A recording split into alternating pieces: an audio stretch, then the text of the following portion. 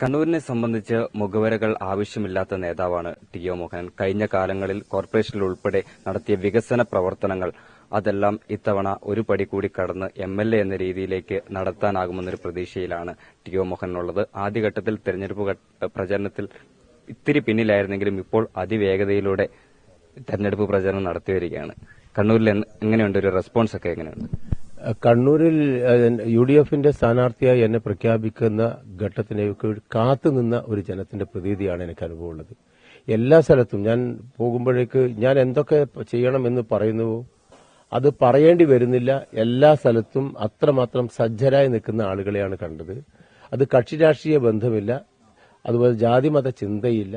എല്ലാവരും വളരെ പോസിറ്റീവായി ഇത്രമാത്രം ഒരു അനുകൂലമായ ഒരു പ്രതികരണം വാസ്തവത്തിൽ ഞാൻ ഇതിനു മുമ്പ് കണ്ടിട്ടില്ല. നല്ല നിറഞ്ഞ മനസ്സിലാണ് എനിക്ക് എല്ലാ തരത്തിലുള്ള അംഗീകാരവും അല്ലെങ്കിൽ അനുഗ്രഹവും തരുന്നത്. കേരള രാഷ്ട്രീയമാണോ ഈ മണ്ഡലത്തിൽ കൂടുതൽ ചർച്ച ചെയ്യപ്പെടുക, അതോ വികസനാത്മകമായിട്ടുള്ള കാര്യമാണോ ചർച്ച ചെയ്യപ്പെടുക? കേരള രാഷ്ട്രീയം പ്രധാനമായും എല്ലാവരും ചർച്ച ചെയ്യുന്നു. പ്രാദേശികമായി ജനങ്ങൾ അവരുടെ ദൈനംദിന ജീവിതവുമായി ബന്ധപ്പെട്ട വിഷയങ്ങൾ ചർച്ച ചെയ്യുന്നു. ദൈനംദിന ജീവിതം എന്ന് പറയുമ്പോൾ അതിനകത്ത് സർക്കാരിന്റെ പങ്ക് വലുതാണ്. കേരളത്തിന്റെ ചരിത്രത്തിൽ ഇല്ലാത്ത വിധത്തിലാണ് നിത്യോപയോഗ സാധനങ്ങളുടെ വിലവർദ്ധനവ്. ആ വിലവർദ്ധനവ് പലപ്പോഴും വലിയ ചർച്ചയാവാറുണ്ട്. പക്ഷേ അത് ചർച്ച ചെയ്യാൻ അനുവദിക്കാതെ മറ്റു പല വിഷയങ്ങളും മാധ്യമങ്ങളിലൂടെ കൊണ്ടുവന്ന് അത് ചർച്ചയല്ലാതാക്കി മാറ്റുന്ന ഒരു പ്രവണതയാണ് കാണുന്നത്. പക്ഷെ ചർച്ചയല്ലാതായി കഴിഞ്ഞാലും കുടുംബ ബജറ്റ് താളം തെറ്റുമ്പോൾ കുടുംബത്തിലുള്ള ആളുകൾക്ക് അത് ചർച്ച ചെയ്യാതിരിക്കാൻ പറ്റില്ല. അവരുടെ ജീവിതത്തിന്റെ ഭാഗമാണ്. മാസം കയ്യിൽ കിട്ടുന്ന കാശ് ദൈനംദിന ജീവിതത്തിന് തികയാതെ വരുമ്പോൾ അത് അവരെ സംബന്ധിച്ചിടത്തോളം ഉള്ളിലക്കുന്ന വേദനയാണ്. അപ്പോൾ അതൊക്കെ വലിയ ചർച്ചയായിട്ട് മാറും. പിന്നെ പ്രാദേശികമായി 10 വർഷക്കാലം ഈ മണ്ഡലത്തിനുണ്ടായ മാറ്റം എന്താണെന്ന് ആലോചിക്കണം. വലിയ ബോർഡ് കാണുന്നുണ്ട്, അതിനകത്ത് കോടിയുടെ കണക്കും കാണുന്നുണ്ട്. പക്ഷേ അത് ജനങ്ങൾക്ക് അനുഭവവേദ്യമായി എന്ന് പറയാൻ പറ്റുന്ന എന്തു സാഹചര്യമാണ്? ആ കോടിയുടെ കണക്കൊക്കെ പറയേണ്ടി വരും. പക്ഷേ അങ്ങനെ ജനങ്ങളുടെ മുമ്പിൽ ചില വലിയ കാര്യങ്ങൾ എഴുതിപ്പിടിപ്പിച്ച് അതിന്റെ പൊലിമയിൽ ജയിച്ചു കയറാം എന്ന് ഒരിക്കലും ഒരു സ്ഥാനാർത്ഥിയും കരുതരുത്. അതുകൊണ്ട് ഏറ്റവും അനുകൂലമായ അന്തരീക്ഷം പ്രാദേശികമായ വിഷയങ്ങൾ, അതുപോലെ സംസ്ഥാന രാഷ്ട്രീയത്തിലെ വിഷയങ്ങൾ, ദേശീയ രാഷ്ട്രീയത്തിലെ വിഷയങ്ങൾ, ജനങ്ങളെ ഭിന്നിപ്പിക്കുന്ന കാര്യങ്ങളൊക്കെ ചർച്ചാ വിഷയമാകും. ഏറ്റവും ആവശ്യം കുടുംബത്തിനകത്ത് സമാധാനം വേണം. പുറത്തിറങ്ങിക്കഴിഞ്ഞാൽ അവിടെയും സമാധാനം വേണം, നല്ല സൌഹൃദം വേണം. അപ്പൊ അതൊക്കെ ഉണ്ടാകുന്ന ഒരു അന്തരീക്ഷത്തിന് നിലവിൽ ഒറ്റ ഓപ്ഷൻ മാത്രമേ ഉള്ളൂ. അത് ഇന്ത്യൻ നാഷണൽ കോൺഗ്രസ് ആണ്, ഐക്യജനാധിപത്യ മുന്നണിയാണ്. ആ നിലയിൽ നമുക്ക് അനുകൂലമായ തരംഗം എല്ലാ സ്ഥലത്തുമുണ്ട്. അതോടൊപ്പം പ്രാദേശികമായിട്ടുള്ള കാര്യങ്ങൾ, പിന്നെ എന്റെ ജീവിതവും പൊതുപ്രവർത്തനവും അതൊരു തുറന്ന പുസ്തകമായിട്ട് എല്ലാവർക്കും വായിച്ചെടുക്കാൻ കഴിയുന്നതാണ്. ഇപ്പോൾ കഴിഞ്ഞ 48 വർഷമായി പൊതുരംഗത്തുള്ള ഒരാളാണ് ഞാൻ. ജനപ്രതിനിധി എന്നുള്ള നിലയിൽ, തദ്ദേശ സ്ഥാപനത്തിലെ ജനപ്രതിനിധി എന്നുള്ള നിലയിൽ പ്രവർത്തിക്കാൻ കഴിഞ്ഞത് ഏറ്റവും താഴെത്തട്ടിലുള്ള സാധാരണക്കാരായ ജനങ്ങളുടെ പ്രശ്നങ്ങൾ മനസ്സിലാക്കാൻ കഴിഞ്ഞു എന്നതാണ്. അത് അവസരം കിട്ടിയപ്പോഴൊക്കെ അതിന് പരിഹാരമുണ്ടാക്കാൻ വേണ്ടി പരമാവധി ഞാൻ ശ്രമിച്ചിട്ടുണ്ട്. അതിന്റെ ഗുണഫലം ജനങ്ങൾക്ക് ലഭിച്ചിട്ടുണ്ട്. അതൊക്കെ തന്നെ വോട്ടായിട്ട് മാറും. നല്ല ഭൂരിപക്ഷത്തിന്, റെക്കോർഡ് ഭൂരിപക്ഷം. കഴിഞ്ഞ കാലങ്ങളിൽ 2 തവണ നിസ്സാര വോട്ടുകൾക്ക് നഷ്ടപ്പെട്ട ഈ മണ്ഡലം നല്ല ഭൂരിപക്ഷത്തിന് വിജയിച്ചെടുക്കാൻ കഴിയും. സ്ഥാനാർത്ഥി നിർണയവുമായി ബന്ധപ്പെട്ട് ആദ്യഘട്ടത്തിൽ ചില പ്രശ്നങ്ങളുണ്ടായിരുന്നു. പക്ഷെ അതൊക്കെ ഇപ്പോൾ മാറി വന്നിരിക്കുന്ന ഒരു സ്ഥിതിയിലേക്ക് കാര്യങ്ങൾ നടന്നു. ഈ ചില പ്രവർത്തകന്മാർക്കെങ്കിലും ഒരു വിഷമഘട്ടം ഉണ്ടായിട്ടുണ്ടോ ഇതുമായി ബന്ധപ്പെട്ട്? ഈ സ്ഥാനാർത്ഥി നിർണയവുമായി ബന്ധപ്പെട്ട ചില തർക്കങ്ങളും അതിനോടനുബന്ധിച്ചുണ്ടായ സംഭവങ്ങളും ചില പ്രവർത്തകന്മാർക്കിടയിലെങ്കിലും അത്തരത്തിലൊരു വിഷമം ഉണ്ടാക്കിയതായിട്ട് തോന്നുന്നുണ്ട്. ഇത് ഇവിടെ മാത്രമല്ല, കേരളത്തിൽ മൊത്തമായിട്ട് നോക്കൂ, ചില അഭിപ്രായ വ്യത്യാസങ്ങളുണ്ട്. പക്ഷേ ഔദ്യോഗികമായ സ്ഥാനാർത്ഥി പ്രഖ്യാപനം വന്നതിന് ശേഷം ആരൊക്കെയാണോ പ്രതികരിച്ചത്, അല്ലെങ്കിൽ ആരൊക്കെയാണോ മാറി നിന്നത്, അല്ലെങ്കിൽ പ്രതിഷേധിച്ചത്, അവരാണ് ഇതിന്റെ മുൻപന്തിയിൽ നിൽക്കുന്നത്. കഴിഞ്ഞ ദിവസം കണ്ണൂർ ചെറിയ സംഭവം പറഞ്ഞു. അവരൊക്കെ ഇന്നലെ എനിക്ക് ഷാളിട്ട് എന്നെ കെട്ടിപ്പിടിച്ച് പിന്തുണ പ്രഖ്യാപിക്കുന്നത്. അത് ഇന്ത്യൻ നാഷണൽ കോൺഗ്രസിന്റെ ഒരു സ്ഥിരമായിട്ടുള്ള സ്വഭാവം തന്നെയാണ്. പ്രതിഷേധങ്ങളും പ്രതികരണങ്ങളൊക്കെ ഉണ്ടാകും. പക്ഷേ ഹൈക്കമാൻഡ് ഒരു പ്രഖ്യാപനം നടത്തുന്ന തീയതി വരെ മാത്രം, അതിനപ്പുറം പോകില്ല. അത് ആരായാലും. അത് പാർട്ടിയെ സ്നേഹിക്കുന്ന ആളുകൾ അവരുടെ പാർട്ടിയുടെ കൂറ് തെളിയിക്കുന്നതിന് വേണ്ടിയിട്ടുള്ള മുന്നണി പോരാളിയായിട്ട് അവരുണ്ടാകും. ആ നിലയിലാണ് ഇതുകാലുള്ള ഒരു അനുഭവം. ഇപ്പോഴും അങ്ങനെ തന്നെയാണ്. അവരെല്ലാവരും, അവരൊരിക്കലും എനിക്കെതിരല്ല, പാർട്ടിക്കെതിരല്ല, അവരെല്ലാവരും ഇതിന്റെ മുന്നണിയിൽ തന്നെ ഉണ്ടാകും. ഒരു ജനപ്രതിനിധി എന്ന നിലയിൽ ഏറ്റവും കൂടുതൽ സന്തോഷം ഉണ്ടാകുന്ന ഒരു കാര്യം എന്താണ്? നമുക്ക് ഇപ്പം എനിക്ക് കണ്ണൂർ കോർപ്പറേഷന്റെ മേയറായിട്ട് വന്നപ്പോഴും ഇപ്പോഴും തന്നെ ഞാൻ കണ്ടു, ഈ തെരഞ്ഞെടുപ്പ് കഴിഞ്ഞപ്പോഴും കേരളത്തിലെ ഭൂരിഭാഗം തദ്ദേശ സ്വയംഭരണ സ്ഥാപന അധ്യക്ഷന്മാരും ഏത് കാര്യത്തിനാണ് പ്രാധാന്യം കൊടുക്കുക എന്ന് ചോദിച്ചപ്പോൾ അവർ ഏറ്റവും കൂടുതൽ പല സ്ഥലത്തും പറഞ്ഞത് കുടിവെള്ളത്തിന് പ്രശ്നമുണ്ട്, അത് എത്തിക്കും, വെള്ളമില്ലാതാക്കി ജീവിക്കാൻ കഴിയില്ല. പിന്നെ സ്ട്രീറ്റ് ലൈറ്റ്, അങ്ങനെയുള്ള കുറച്ച് കാര്യങ്ങളാണ് പ്രാഥമികമായ കാര്യങ്ങൾ പറഞ്ഞത്. എന്നാൽ അങ്ങനെ ഒരു വാക്ക് പറയാത്ത ഏക തദ്ദേശ സ്ഥാപനം എന്ന് വേണമെങ്കിൽ പറയാം, അല്ലെങ്കിൽ ഏക കോർപ്പറേഷൻ എന്ന് പറയാം, അത് കണ്ണൂർ കോർപ്പറേഷനാണ്. ഞാൻ മേയറായ സമയത്താണ് അമൃത് പദ്ധതിയിൽ തിരുവനന്തപുരത്ത് പോയി പ്രത്യേകമായ ഒരു സാങ്ഷൻ വാങ്ങിയിട്ട് കണ്ണൂർ കോർപ്പറേഷൻ പരിധിയിലെ മുഴുവൻ വീടുകൾക്കും സൗജന്യമായിട്ട് കുടിവെള്ള കണക്ഷൻ കൊടുക്കുന്ന ഒരു പദ്ധതിയെക്കുറിച്ച് അതിന്റെ പ്രോജക്റ്റിന് അംഗീകാരം വാങ്ങി അത് ഇംപ്ലിമെന്റ് ചെയ്യാൻ വാട്ടർ അതോറിറ്റി ഏൽപ്പിച്ചു. ഞാൻ മേയറുടെ ചുമതല ഒഴിയുന്നതിന് മുൻപായി കണ്ണൂർ കോർപ്പറേഷൻ പരിധിയിലെ ആവശ്യപ്പെട്ട മുഴുവൻ കുടുംബങ്ങൾക്കും കുടിവെള്ള കണക്ഷൻ കൊടുത്ത് അത് പൂർത്തിയാക്കിയ ശേഷമാണ് ഞാൻ ഒഴിഞ്ഞത്. അതുപോലെ തന്നെ ഒരുപാട് കാര്യങ്ങൾ. ഇപ്പം ഞാൻ മേയറായ സമയത്ത് തന്നെ മേയറുടെ ദുരിതാശ്വാസ നിധി, അത് നിലവിൽ മുനിസിപ്പാലിറ്റീസ് ആക്ടിൽ ആ ഒരു പ്രൊവിഷൻ ഉണ്ട്. പക്ഷെ നിങ്ങൾ കേരളത്തിലെ തദ്ദേശ സ്ഥാപനങ്ങൾ മുഴുവൻ സഞ്ചരിച്ചു നോക്കൂ, ആരും ദൈനംദിന കാര്യങ്ങളും പ്ലാൻ ഫണ്ടിന്റെ എക്സ്പെൻഡിച്ചറും നോക്കുന്ന ആ മെത്തേഡും അല്ലാതെ അത് മറ്റുള്ള കാര്യങ്ങൾ ചെയ്യുക എന്നത് കവിഞ്ഞ് റോഡ് മറ്റുള്ള ജനങ്ങൾ അതിനപ്പുറം മറ്റു കാര്യങ്ങൾ ശ്രദ്ധിക്കാറില്ല. പക്ഷെ ഞാൻ ആ സമയത്താണ് അത് കോർപ്പറേഷന്റെ തനത് ഫണ്ടോ അല്ലെങ്കിൽ പ്ലാൻ ഫണ്ടോ എടുത്ത് ചെയ്യാൻ പറ്റുന്നില്ല. ഞാൻ മേയറായ 3 വർഷക്കാലത്തിനിടയിൽ 52.5 ലക്ഷം രൂപ ദുരിതാശ്വാസ നിധിയായിട്ട് കൊടുത്തിട്ടുണ്ട്. അത് കൊടുത്താൽ കിട്ടുന്ന ആളുകൾക്ക് അവരുടെ പ്രശ്നം പരിഹരിച്ചൊന്നും പറയാൻ കഴിയില്ല. പക്ഷേ അവരെ ഒന്ന് തലോടാൻ, അവരുടെ പ്രശ്നത്തിലൊന്ന് ഞങ്ങളുമുണ്ടെന്നൊരു ഐക്യദാർഢ്യം പ്രഖ്യാപിച്ചുകൊണ്ട് അവരെ ഒന്ന് ബോധ്യപ്പെടുത്താൻ അത് വലിയ സഹായം. 600-ഓളം ആളുകൾ, കാരണം വലിയാത്ത ആളുകൾ, ശാരീരികമായ അവശതയുള്ള ആളുകൾ, കിഡ്നി പേഷ്യന്റ്, അങ്ങനെ ഒരുപാട് ആളുകൾ, ഒരു കാലാവർഷക്കെടുതി കൊണ്ട് വീടിന്റെ മേൽക്കൂര തകർന്ന ആളുകൾ, പേയളകി പശു മരണപ്പെട്ടു, കുടുംബ ഉപജീവനത്തിന് അത് മാത്രമാണ്. അപ്പൊ അവർക്ക് അത് അങ്ങനെയുള്ള കാര്യങ്ങളൊക്കെ ചെയ്യുമ്പോൾ അത് വാങ്ങിയെടുക്കുന്ന ആളുകളുടെ മുഖത്തുണ്ടാകുന്ന ആ ഒരു സന്തോഷം കണ്ണുകളിൽ നോക്കിയാൽ അത് ബോധ്യമാകും. അപ്പൊ അതൊക്കെ നമുക്ക് വലിയ സംതൃപ്തി നൽകുന്നതാണ്. പ്രയാസപ്പെടുന്നവരുടെ ഒപ്പം നിൽക്കുമ്പോൾ അവരുടെ ആ കാര്യങ്ങൾ കേട്ട് അവർക്ക് ഒരു പരിഹാരം ഉണ്ടാക്കുമ്പോൾ കിട്ടുന്ന ഒരു സംതൃപ്തി അത് വലുതാണ്. ഏതായാലും MLA എന്ന് പറയുന്ന ഒരു പദവി, അല്ലെങ്കിൽ കേരളത്തിലെ നിയമസഭക്കകത്ത് ഒരു അംഗമാകുക എന്ന് പറയും, അത് കുറച്ചും കൂടി വലിയ ക്യാൻവാസാണ്. കുറേ കാര്യങ്ങൾ ചെയ്യാൻ പറ്റും. അത്തരം കാര്യങ്ങൾ ഇപ്പോൾ പലരും ചെയ്യുന്നുണ്ടോ എന്ന് ചോദിച്ചാൽ അത് ജനം പരിശോധിക്കേണ്ട വിഷയമാണ്. അതിനകത്ത് നല്ല വ്യാഖ്യാനം കൊടുത്ത് വികസന പ്രവർത്തനങ്ങൾ നന്നായി ചിട്ടപ്പെടുത്താൻ. ഇവിടെ കോടിയുടെ കണക്കൊക്കെ പറയുമ്പോഴും നമ്മൾ മനസ്സിലാക്കേണ്ട ഒരു കാര്യം, ഇതൊക്കെ ശാസ്ത്രീയമായ രൂപത്തിൽ ചെയ്യുന്നുണ്ടോ എന്നുള്ളതാണ്. ചില കാര്യങ്ങൾ എടുത്ത് ഉദ്യോഗസ്ഥന്മാർ എഴുതി കൊടുക്കുന്നത് പോലെ, അല്ലെങ്കിൽ കൂടെയുള്ളവർ എഴുതി കൊടുക്കുന്നത് പോലെ, പാർട്ടി നിർദ്ദേശിക്കുന്ന പോലെ ഒക്കെ ചെയ്യുന്നു. അതൊന്നുമല്ല, ജനങ്ങൾക്ക് ആവശ്യമുള്ള കാര്യങ്ങൾ ചെയ്യണം. ഇപ്പം ഉദാഹരണത്തിന് കോർപ്പറേഷനെതിരെ നമ്മുടെ നിലവിലുള്ള MLA അല്ലെങ്കിൽ മന്ത്രി ഒരുപാട് ആരോപണങ്ങൾ, അദ്ദേഹം നടത്തുന്ന പല പ്രവർത്തനങ്ങളും മുന്നോട്ട് പോകാത്തത് കോർപ്പറേഷന് നിസ്സഹകരണമാണ് എന്നൊരു ആക്ഷേപം ഉന്നയിച്ചു. അദ്ദേഹം ഞാൻ മേയറായിരിക്കുന്ന സമയത്ത് എഴുതി തന്ന ഒരു പ്രോജക്റ്റ് ഉണ്ട്. ആ പ്രോജക്റ്റ് എന്ന് പറയുന്നത് ഫണ്ട് ഉൾപ്പെടെ തന്നു. നമ്മുടെ പഴയ ബസ് സ്റ്റാൻഡിനകത്ത് ഓട്ടോറിക്ഷ തൊഴിലാളികൾക്ക് ഓട്ടോറിക്ഷ സ്റ്റാൻഡും ഒരു ഷെൽട്ടറും. നല്ല നിർദ്ദേശമാണ്, ഞാൻ പറഞ്ഞില്ല. ഓട്ടോറിക്ഷ തൊഴിലാളികൾ കണ്ണൂർ നഗരത്തിനകത്ത് ഏറ്റവും പ്രധാനപ്പെട്ട ആളുകളാണ്. അവർ അത്തരം കാര്യങ്ങൾക്ക് അർഹിക്കുന്നവരാണ്. ഞാനുമായിട്ട് ഒരുപാട് ബന്ധം എനിക്കുമുണ്ട്.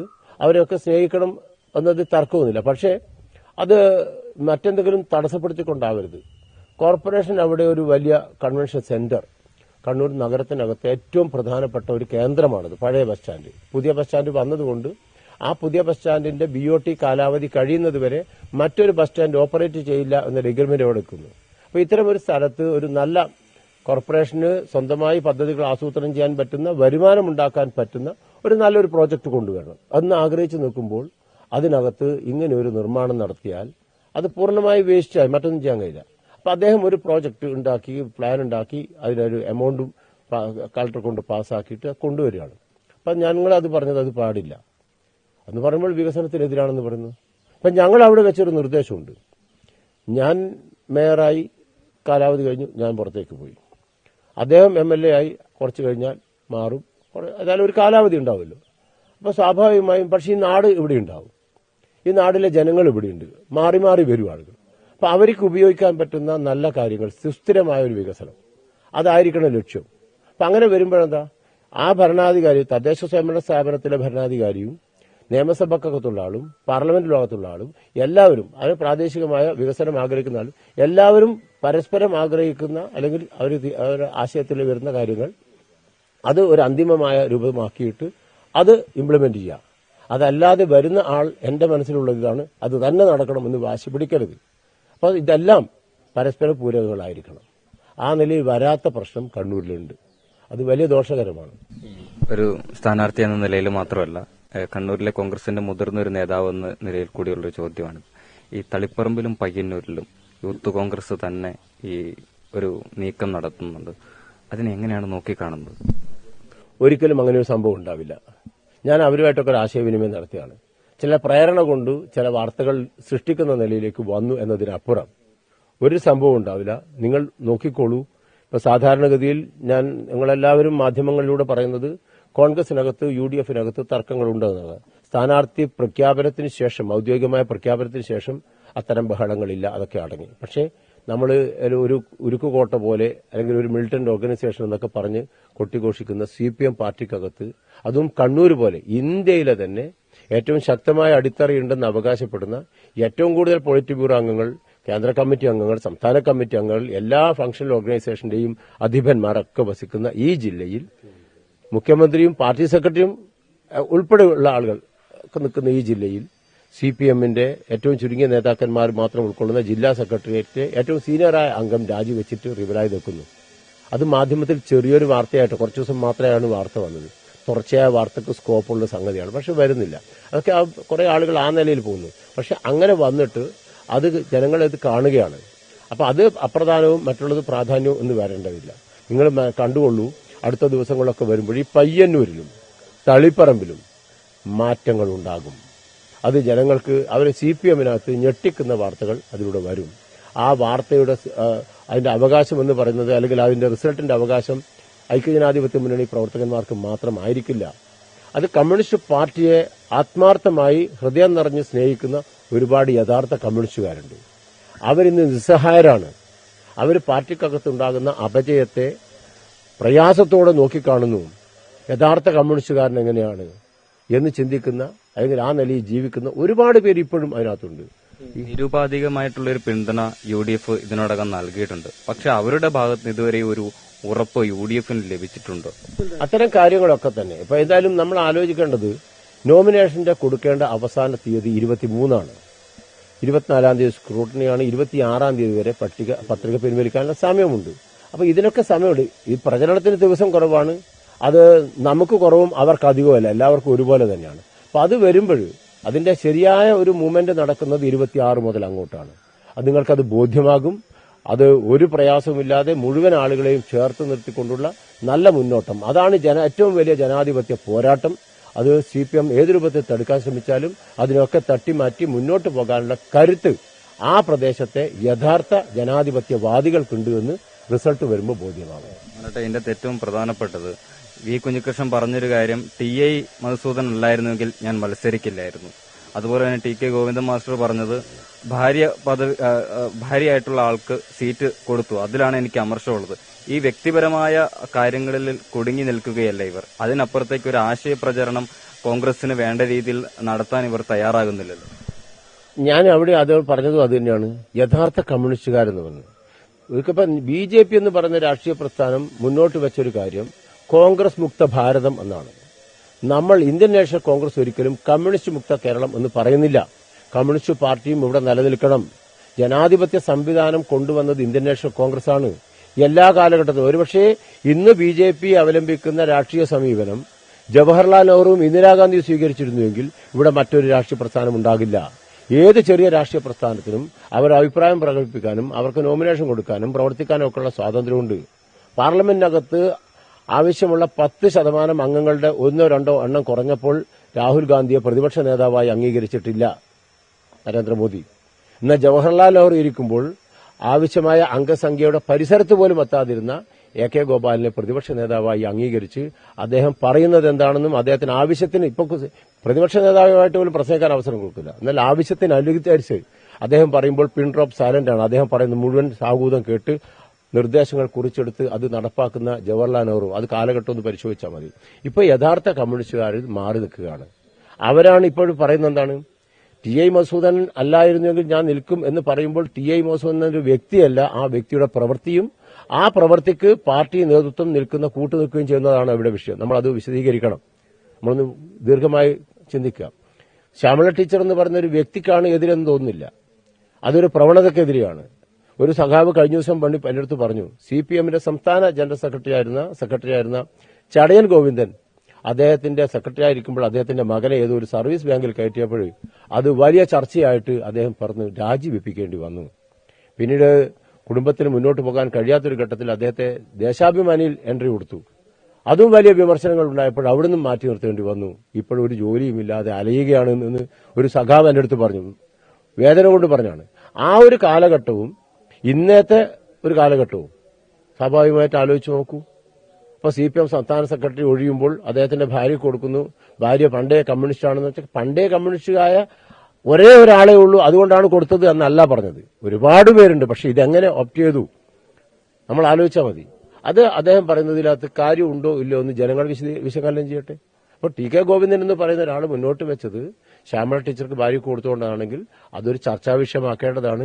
അതിന്റെ പിറകിൽ പിന്നീട് പറഞ്ഞു, അവര് മുനിസിപ്പൽ ചെയർപേഴ്സൺ ആയിരുന്നു, അവരുടെ പ്രവൃത്തി, സാജൻ എന്ന് പറയുന്ന ഒരു സംരംഭകന്റെ ആത്മഹത്യ, അതോടനുബന്ധിച്ചുള്ള പ്രശ്നങ്ങൾ, ഇങ്ങനെ ഒരുപാട് കാര്യങ്ങളുണ്ട്. അപ്പൊ ഇതൊക്കെ വലിയ കാര്യങ്ങളാണ്. നമ്മൾ ആലോചിക്കുക, ഇതൊക്കെ പൊതുസമൂഹം ചർച്ച ചെയ്യേണ്ടതാണ്. പ്രത്യേകിച്ച് എല്ലാ ആദർശത്തിന്റെയും പ്രധാനപ്പെട്ട വക്താക്കൾ ഞങ്ങളാണെന്ന് അവകാശപ്പെടുന്ന CPM-ന്റെ ഭാഗത്തു നിന്നാണ് ഇത് വരുന്നത്. അപ്പൊ ആ നീക്കങ്ങളെ ന്യായീകരിക്കുന്ന കേന്ദ്ര കമ്മിറ്റിയും പോളിറ്റ് ബ്യൂറോവും സംസ്ഥാന കമ്മിറ്റിയും ഒക്കെ നിൽക്കുന്നു.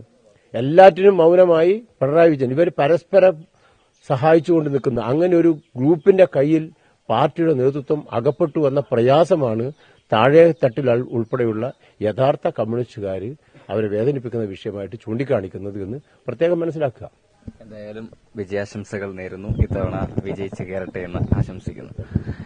വികസനോത്മകമായിട്ടുള്ള കാര്യങ്ങളിലൂടെ മണ്ഡലത്തിൽ കൃത്യമായ രീതിയിൽ പദ്ധതികൾ നടപ്പിലാക്കി ജനക്ഷേമം ഉറപ്പുവരുത്താനാണ് TO മോഹനൻ ഇത്തവണ മത്സരത്തിനിറങ്ങുന്നത്. മനോജ് പേരാമ്പ്രയ്ക്കൊപ്പം Joseph Augustine, Amrita news, Kannur.